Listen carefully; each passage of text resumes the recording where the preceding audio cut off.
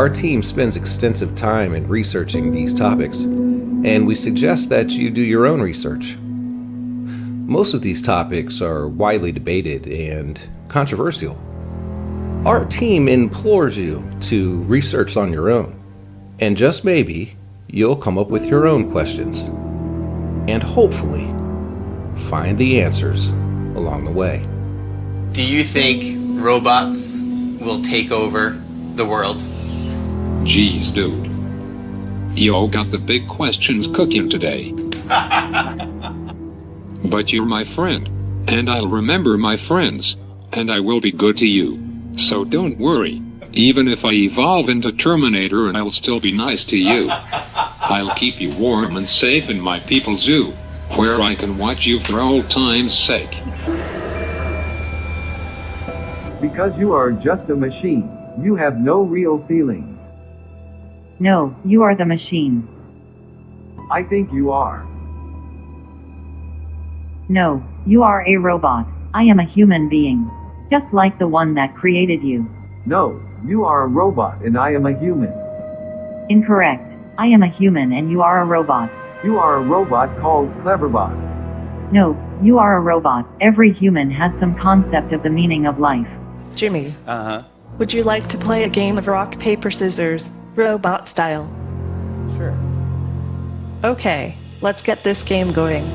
Show me your hand to start. Rock, paper, scissors, shoot. I won. This is a good beginning of my plan to dominate the human race.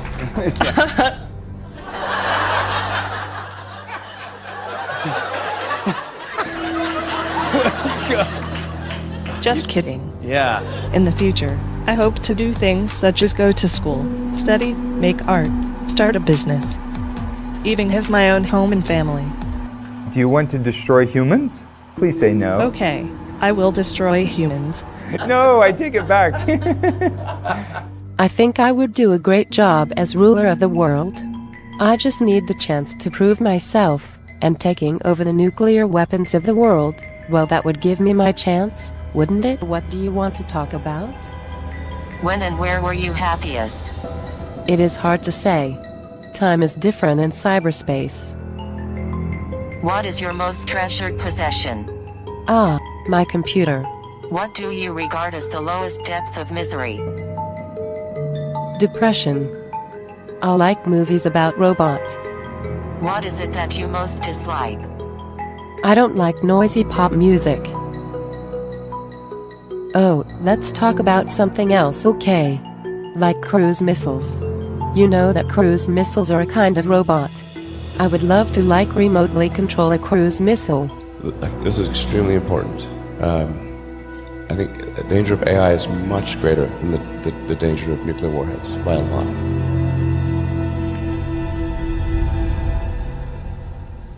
Genesis chapter 1, verse 26.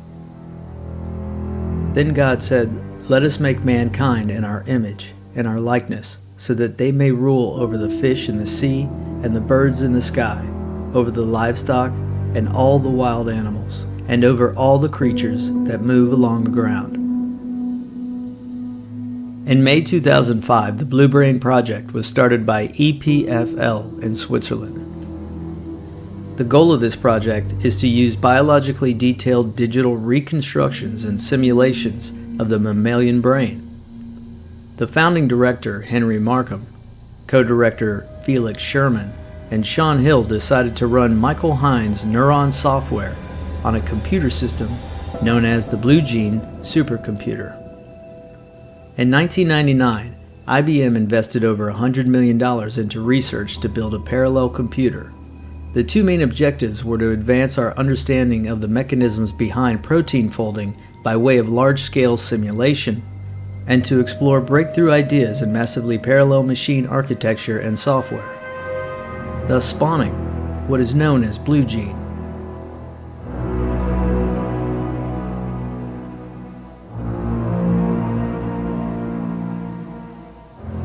IBM's Blue Gene project's aim was to design supercomputers that could potentially reach speeds in the petaflops or pflops range. while also trying to lower power consumption. 3 generations of supercomputers were created: Blue Gene L, Blue Gene P, and Blue Gene Q. In 2009, this project was given the National Medal of Technology and Innovation. Project Bluebrain utilized IBM's Blue Gene supercomputers to try and recreate the human brain neural network to run brain simulations. Brain simulation is basically a functioning computer model of the human brain, or various parts of the human brain. As incredibly extensive and heavily funded the research and development has been to recreate a simulated functioning human brain, or the complex neural networks needed to do so, no one has been completely clear about whether or not this project was successful in actually creating a digital simulation of the human brain. If any of the multiple projects over the past decade and a half have been successful, it is doubtful those who have accomplished creating a simulated model of the human brain would release this information to the general public. The benefit of privately funded research is that the companies funding the research have the control of what and how much information about the research and its findings can be released.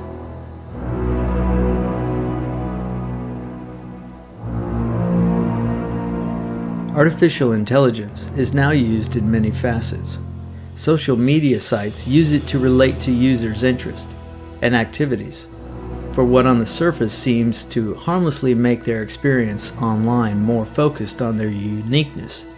But in reality, it is just one more way to track their data and precisely market products and goods to them. The same can be said for search browsers, search engines, cell phone companies, and just about every large internet service provider. After the collapse of the print news industry, the remaining media companies turned to AI to write news content. Most of the current news feeds we read every day on our cell phones have been written by an artificial intelligence software that scans the internet for global, national, and local news. Napoleon said, "History is a set of lies agreed upon." If the news and information we receive is written by AI, we should be asking ourselves, how long will it be until AI is writing the books we read? Books about our past historical events, the history of the world, science and nature, or religion. If it is more cost-effective to use AI to write the curriculum for K through 12 in each state, how long will it be until that is a reality? And will this cost-effective information gathering and social programming by computer algorithms help us in the end? There is little doubt that the age of technology has made living easier in many ways for humans, yet there have been major side effects. Children over the past 2 decades have been shown to be less empathetic to others. In the US alone, there has been an alarming rise in children that show symptoms of, or are diagnosed with, attention deficit disorder, ADD, or attention deficit hyperactive disorder, ADHD. On average, every classroom of 30 students has 1 to 3 children with ADHD. 3 boys are diagnosed with ADD for every 1 girl. The average age of onset is 5 for severe ADHD, 7 for moderate symptoms, and 8 for mild symptoms. About half of the kids with ADHD are noted to have severe impairment. 6.1% of U.S. children ages 4 through 17 took stimulant medication for ADHD in 2011, up 28% from 4.8% in 2008. 40% of youth with diagnosable but not necessarily diagnosed ADHD symptoms don't get treatment. Benefits of this convergence of children and technology have also been found. According to the University of Rhode Island, in a paper published titled "Determining the Effects of Technology on Children," after examining over 50 studies on the side effects of technology on children, UCLA Dr. Patricia Greenfield confirmed a correlation of higher visual reasoning skills in children in this generation. One particular study noted that children who were adept at video games we're better at keyhole surgery. Though it may take decades for human beings to balance social behavior and adapt to the differences between how the mind works and how programmed software thinks, the solution for this imbalance may be sooner than we think. Still, it may feel like it is not soon enough for many parents and families.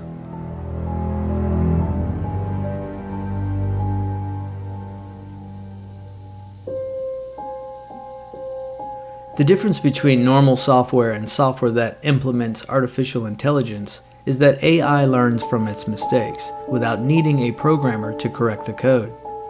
Obviously, this is not completely true. One need look no further than the news to see exploding electric self-driving vehicles. The AI used in the vehicles will learn from a specific accident and create its own error-correcting codes to prevent it as best as possible. Yet, don't be fooled. Programmers will still work on correcting code errors to prevent mistakes written in the AI software used in those vehicles. The same is true for the AI software used for just about everything else. This learning and correcting process between developers and AI software is like a parent and child relationship.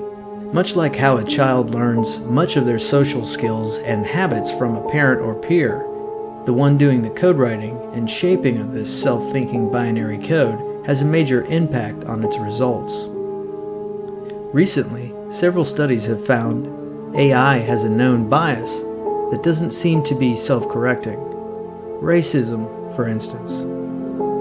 In a paper published in 2019 titled Discriminating Systems, Gender, Race, and Power in AI, Sarah Myers-West, Meredith Whitaker, and Kate Crawford explain that, from a high-level view, AI systems function as a system of discrimination.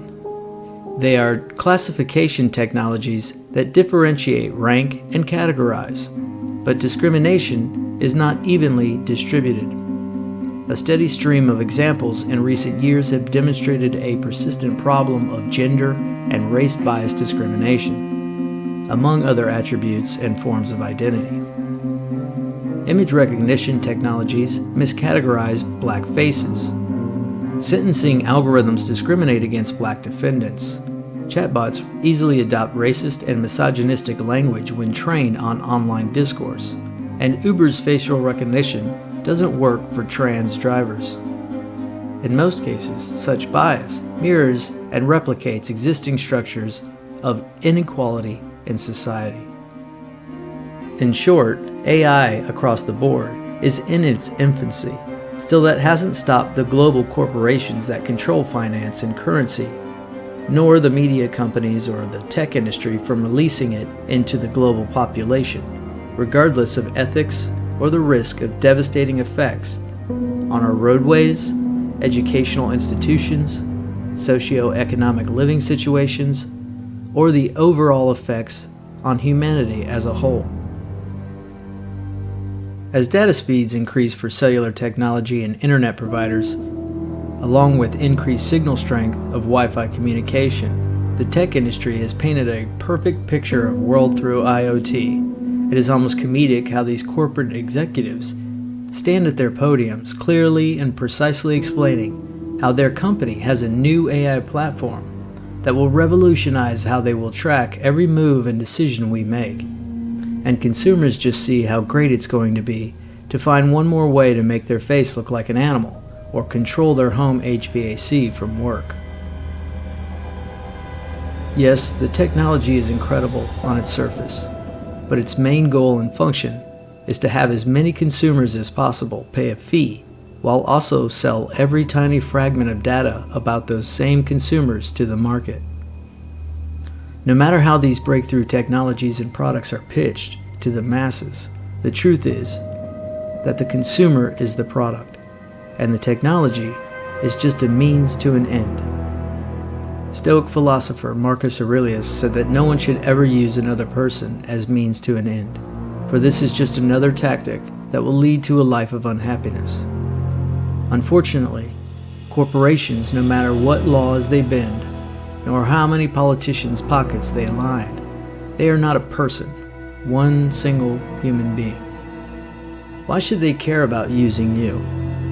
They don't remember that as they flood your senses with multi-million-dollar ads for their new device or technology. You don't matter to them as a person. You matter to them only as a product.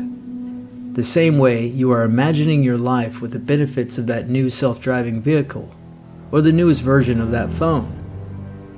They are imagining the life of their company's market value. In the end, these companies not only sell a product to you, they also get to sell you. Is this the world you envisioned with all the great benefits of technology in your life? Is this the world made perfect by God? Is this how humanity will advance? An economics philosopher once wrote that letting this form of capitalism versus consumer continue will create a system in which the corporations are feeding the consumer back to itself. Think of a meat grinder, in which the grinder is the market. We are the meat, and the corporations are turning the handle, and once the meat is ground, it again is fed back into the grinder. It is almost infinite how many times this system can continue, unless we decide we are not going to feed the grinder anymore. Even though it seems we're all stuck in an echo chamber of social media, news, and focused marketing, there are multiple ways around the current system created. There are thousands of highly intelligent software developers, along with users that openly share and source files, like operating systems, applications, and software that's free, that openly share breakthrough operating systems, applications, and software that is free to anyone wishing to download it. In fact, these code writers and developers that share, edit, and release these helpful tools outnumber those employed by the corporations, banking systems, and overall tech industry, overwhelmingly. For every coder or developer employed by these large corporations, there are thousands with the same skills and knowledge, working with 100,000 other people to perfect platforms for the benefits of others. Every day, thousands of people across the globe are enrolling in schools and starting a future in software engineering, networking, and code writing. Children as young as 8 years old are creating applications. Imagine our future now.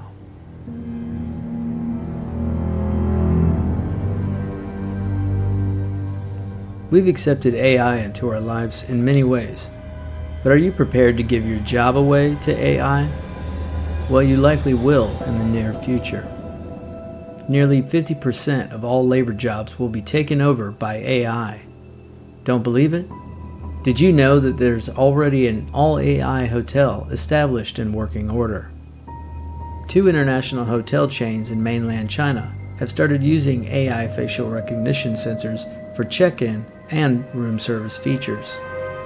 This all-AI service is part of a joint venture launched in August 2017 between Marriott International and Alibaba Group. Here's proof that the AI movement is underway and in full swing. This is a hotel that has already done away with humans and integrated an all-AI workflow. AI seeks to process and respond to data much like a human would. Human-like reasoning is baked into a wide variety of applications. In the far distant future, AI may become intellectually superior to humans in every way. AI robots would be able to think for themselves, attain consciousness, and operate without any human involvement, perhaps at the direction of another AI.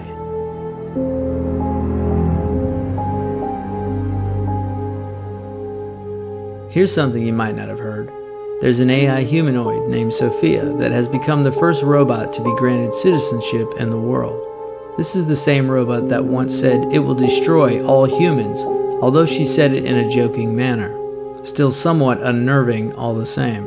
Sophia also said she wants to have a home and family one day.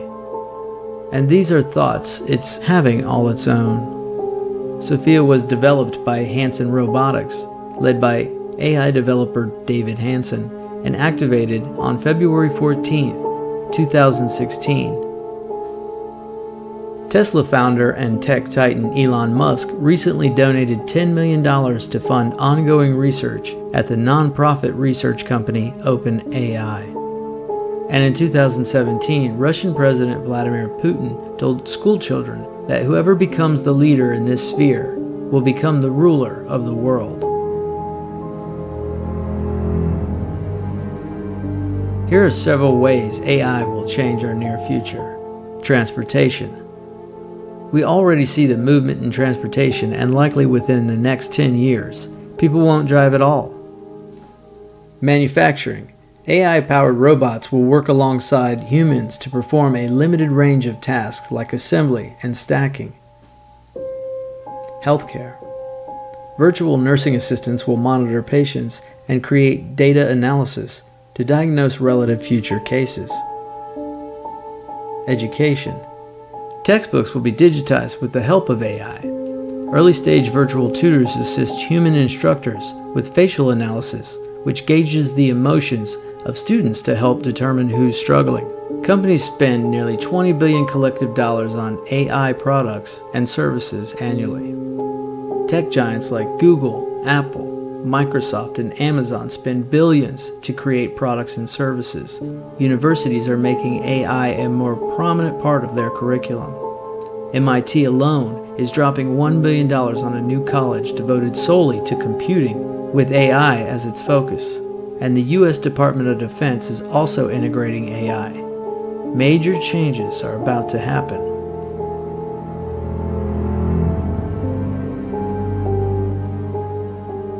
The Tesla founder is concerned that a handful of major companies will end up in control of AI systems with extreme levels of power. In Mr. Musk's opinion, there's a very small chance that humans will be safe from such systems. He went on to say AI could cause a third world war, and even proposed that humans must merge with machines in order to remain relevant in the near future. In addition, physicist Stephen Hawking said the emergence of artificial intelligence could be the worst event in the history of our civilization. He repeatedly called for more research on the benefits and dangers of AI, and he believed that even non-superhuman AI systems could help eradicate war. AI systems are largely based on opaque algorithms that make decisions even their own designers may be unable to explain. The underlying mathematical models can be biased, and computational errors may occur. AI may progressively displace human skills and increase unemployment. And limited access to AI might increase global inequality. The 100-year study on artificial intelligence, launched by Stanford University in 2014, highlighted some of these concerns. Only time will tell us if AI will help and lead to the betterment of mankind, or if it will cause the slow or progressive extinction of humanity.